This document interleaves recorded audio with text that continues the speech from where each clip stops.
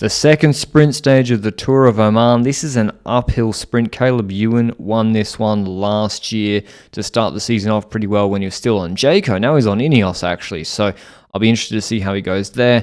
It's a flat stage. It's even easier than the stage 1 sprint, which Coy won. We all know Coy was the heavy favourite for that. He's the heavy favourite for this. Pavel Bittner, though, on DS Picnic Post NL, he is probably the best option. I would say him or Blickra for this uphill sprint against Coys. But for Gudou, just getting through the stage without any worries. And the breakaway was an easier one to control for Coy's team today than, say, on stage 2. That was crazy, though, with Vavaka going in the breakaway, bridging across. Stage 1 was also a bigger breakaway. But there was one interesting thing in the breakaway. The Rujai insurance rider, he just gets into aero position. He's just looking down for a little bit, looks down, doesn't notice that ahead of him there's a pothole actually just here, and that's just as the Terengganu rider has gone to shift and adjust his hand position. He nearly crashes. Did well to avoid it, actually. I'll do it again in slow-mo. Just as he's taking his hands off, they're doing a 2-up breakaway. Nothing's on, their TV exposure break or for the intermediate sprint points.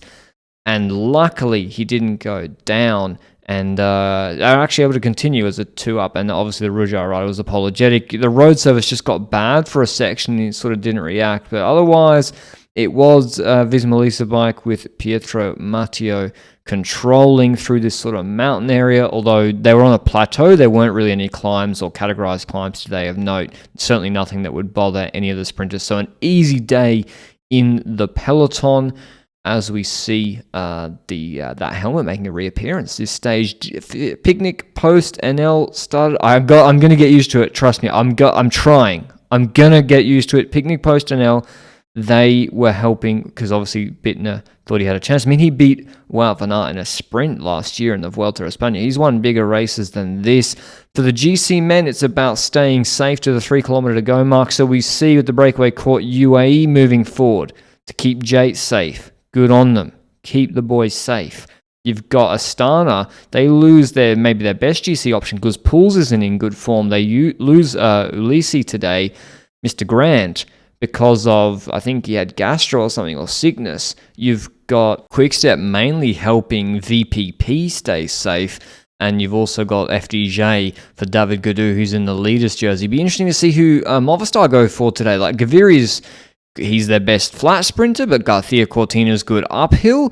And then you've also got Luis Aula, who they just signed from Caja Rural, who's a great versatile sprinter. But it's all about this right-hand corner with 900 meters to go. X get into fantastic position with Blickra, maybe a bit too early through the corner. Visma are shading them on the right-hand side with Behrens and McClay for Coy. DSM are caught too deep there, just a row and a half too deep through this corner. And it's uphill for about 300, 400 meters. So maybe they thought, okay, it will stall at the front. You can see visually actually the uphill here. It will stall at the front. We can shoot from the back and really move up positions here. But actually, X and others kept a really good pace. You see Chimolai pulls out. He then takes McClay out of the sprint. Langen, I think, was leading out Vermeersch. I would have thought it was for Giami today, but they go with Vermeersch, their new classic signing. And it's Amaury in third position, who's like, I'm not supposed to be here. This is the last 600 meters. Can you guys take Blickra's wheel? Because I don't really want to be here right now. I'm not sure who they were actually leading out in the end. Nobody. But good reps for Van Sevenol. And Coy he sensed the danger.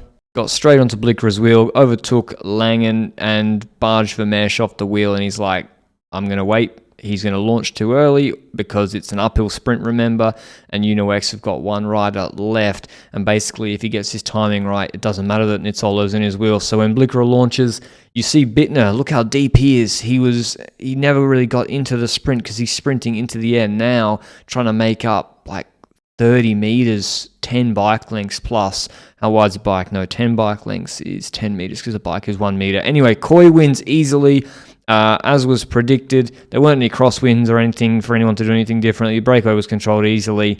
Sometimes these stages just go how they are written down. I mean, maybe Movistar, if they come over the top with Ivan Garcia Cortina, if he does the lead out for Aula or vice versa, maybe, because they're the other ones that sprinted with 2 riders. Cantor came from the back with a lot of speed, actually, He didn't really have the lead out as well to put him into that right-hand corner in good position. So Cor gets it done again, 2 out of 2 with the sprints in this race, and then Yidi Hills on stage 2 was too hard for him, so he'll be happy with how the form is looking. But we got UAE Tour coming up, so the sprint field here in Oman's not the strongest. UAE Tour, it's sprinters deluxe. You got Milan, Merlier, etc., all of the top sprinters. But going into tomorrow's stage, Gadu nursing a slender lead, 6 seconds ahead of Yates. Howson on 12 seconds. VPP on 18, all to play for. This is the stage last year. Yates was actually the domestique for Finn Fisher Black, was in the leader's jersey, and then basically had to do it. Fine, I'll do it all myself. Cooked Jan Hirt on the Green Mountain and won the overall. Will he do it tomorrow? Will he drop Gadu? Gadu can be defensive. Maybe VPP goes on a flyer and people look at each other. Can't wait to watch the stage one. It's a great ramp pass finish, and I'll see you with a recap then. Ciao.